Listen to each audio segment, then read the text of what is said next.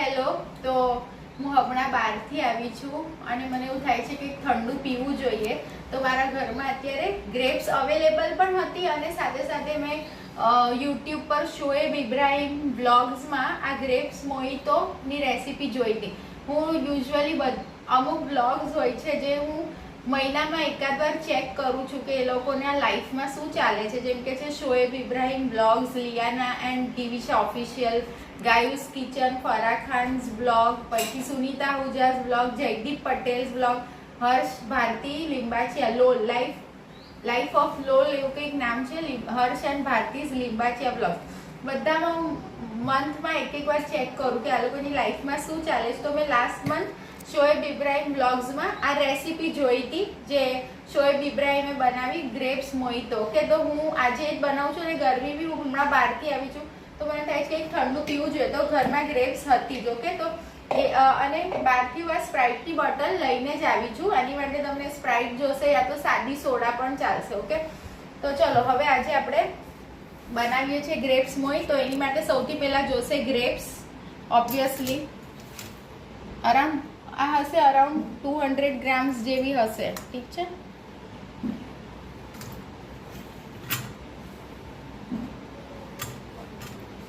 Grapes નાખી પછી આપણને આ લઉં છું જાર, જેને આપણે છે ને પેલા લેમનના જ્યુસમાં બોળ્યો અને પછી લાલ મરચાંનું આ પાવડર છે ને એમાં મેં એને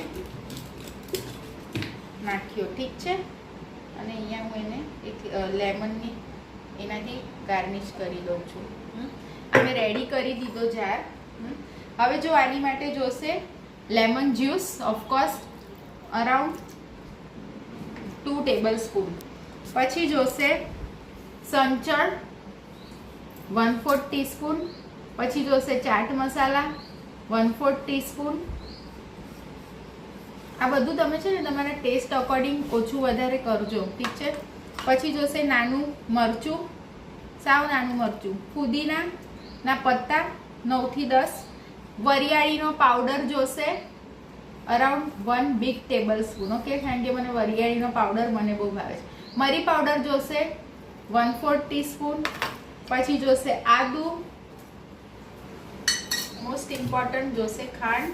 જો સ્પ્રાઇટ થોડી ગળી હોય છે એટલે હું ખાંડ એવી રીતે નાખું છું. ઓફકોર્સ પછી જોશે આ સ્પ્રાઇટની બોટલ જે મેં તમને પહેલાં બતાડી સ્પ્રાઇટ. ઓકે, હા. હવે જોશે બરફ. કોઈ પણ મોહિતો બનાવવા માટે બહુ જ બધો બરફ જોઈએ.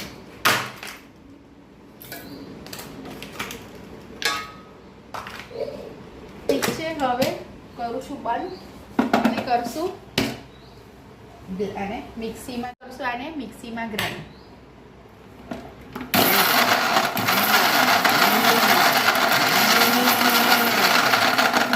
આમાં છે ને તમે જીરા પાવડર પણ 1/4 ટીસ્પૂન નાખજો. શેકેલો જીરું પાવડર હું નથી નાખતી. ઠીક છે.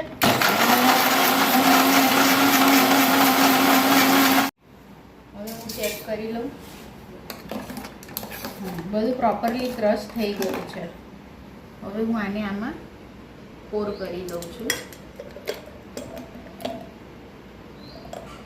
અરાઉન્ડ આટલું જોશે. ઠીક છે. અને હવે આમાં આજે મમ્મી ચાખીને કહેશે કેવું છે. ઓકે. ઓહો, આ તો બધી સોડા બહાર આવે છે. સ્પ્રાઇટ મેં આમાં એડ કરી. એકચ્યુઅલી સ્ટ્રો જોઈએ છે મને. જો આ મિક્સ કર્યું. હવે આજે મમ્મી પીને કહેશે કેવું છે. ઓકે, એકદમ લાજવાબ, એટલું સરસ બનાવ્યું છે. અમારા દર્શના જે બનાવીને બધું ટેસ્ટી જ બનાવે.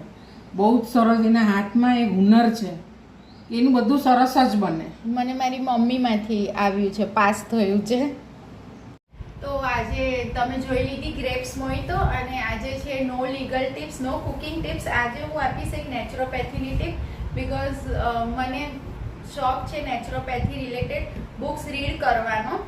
તો હું રીડ કરતી બી હોઉં છું અને મારા ઘરમાં કોઈને મને એવું લાગે તો હું એમને સજેસ્ટ પણ કરું છું. તો મારા ઘરમાં એકચ્યુઅલી અમને બધાને ચશ્માના બહુ જ હાઈ નંબર હતા. મને તો હતા જ. તો મેં મારા પોતાના ચશ્માના નંબર કાઢી નાખ્યા એટલે મીન્સ નીકાળ્યા. મને લેઝર ટ્રીટમેન્ટથી ઓપરેશન કરાવીને નંબર કાઢવાના હતા. એની જગ્યા પર આઈ અપ્લાઇડ નેચરોપેથી. દેટ ઇઝ કે જે એલોવેરા હોય ને plant, you have to use the plant aloe vera. એમાં જે દેશી એલોવેરા આવે એ યુઝ કરવાનું. આટલું એલોવેરા કટ કરી લેવાનું અને એની સ્કિન કાઢી લેવાની. સાઈડમાંથી નાઈફથી એના કાંટા કાઢી લેવાના અને આટલો જે પીસ છે એલોવેરાનો એને એક રાત પાણીમાં ડૂબોડી દેવાનો. સાઈડના કાંટા કાઢવા બહુ જરૂરી છે. પછી જ્યારે યા તો તમે દિવસે 8 કલાક એને બોળી દો. દિવસે 8 કલાક એ પીસ બોળી દેવાનું અને પછી રાતના સૂતા પહેલા છે ને આઈસ ક્લોઝ કરીને હું રોજ એલોવેરાનું એટલું પીસ ખાલી અપ્લાય કરતી હતી, ઘસતી નહોતી. આંખ બંધ કરીને એને અહીંયા અપ્લાય કરી દેવાનું, ઘસવાની જરૂર નથી. આવું મેં 6 મંથ્સ 7 મંથ્સ અરાઉન્ડ કર્યું તો મારા ચશ્માના બધા નંબર નીકળી ગયા. ઓકે, તો આ એક ટીપ હતી અને આ જ ટીપ યુઝ કરી હતી મારા એક રિલેટિવને ગ્લુકોમા હતો, દેટ ઇઝ આંખનું ઝામર. તો એની માટે પણ આ જ ટીપ યુઝ કરી હતી તો એમનું ઝામર ઓછું થઈ ગયું, નહીં જેવું જ રહ્યું છે. અને આ સેમ એલોવેરાની ટીપ યુઝ કરી હતી. જે મેં કીધું પ્રોસિજર, દેશી એલોવેરા લઈને આટલું પીસ કટ કરી સાઈડના કાંટા કાઢી લેવાના નાઈફથી અને બોળી દેવાનું 8 કલાક. અને રાતના સૂતા પહેલાં જે અમુક લોકોને ફિમેલ્સને થાઇરોઇડ હોય છે, જાડા થવાનો, કોઈને પતલા થવાનો. તો થાઇરોઇડ ગ્લેન્ડ હોય અહીંયા ગળામાં, તો તમારે રાતના સૂતા પહેલાં એટલું પીસ જે એલોવેરાનો છે એને હાથમાં લઈ લેવાનું, એની સ્કિન કાઢીને એનું જેલ લેવાનું અને પછી એમાં ચપટી મીઠું, ચપટી હળદર, અહીંયા જે થાઇરોઇડ ગ્લેન્ડ હોય અહીંયા ત્યાં અપ્લાય કરવાનું, ઘસવાનું નહીં. અને સાથે સાથે છે ને થાઇરોઇડ ગ્લેન્ડ, જેને આ થાઇરોઇડ છે પતલા થવાનું, જાડા થવાનું, એ લોકોએ સાથે સાથે ડૉક્ટરની એલોપેથી મેડિસિન ચાલુ રાખવાની, ઠીક છે, બંધ નહીં કરવાની. આ જે તમે એક રાત મતલબ 6 મહિના સુધી રાતના લગાડશો ઘસ્યા વગર તો તમારું થાઇરોઇડ હંમેશા માટે રિપોર્ટમાંથી જ નીકળી જશે. બટ પ્રોવાઇડેડ ડૉક્ટરની એલોપેથી મેડિસિન બંધ ત્યારે નહીં કરવાની. એકવાર રિપોર્ટમાંથી નીકળી જાય પછી તમે એલોપેથી મેડિસિન બંધ કરી શકો, ઠીક છે.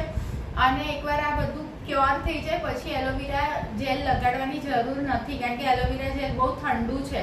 તમે હવે મને નંબર નીકળી ગયા પછી હું જો અપ્લાય કરું તો મને શરદી થઈ જાય છે. ઓકે, એટલે પછી હવે જે આપણી પ્રોબ્લેમ સોલ્વ થઈ ગઈ પછી એને અપ્લાય કરવાની જરૂર નથી.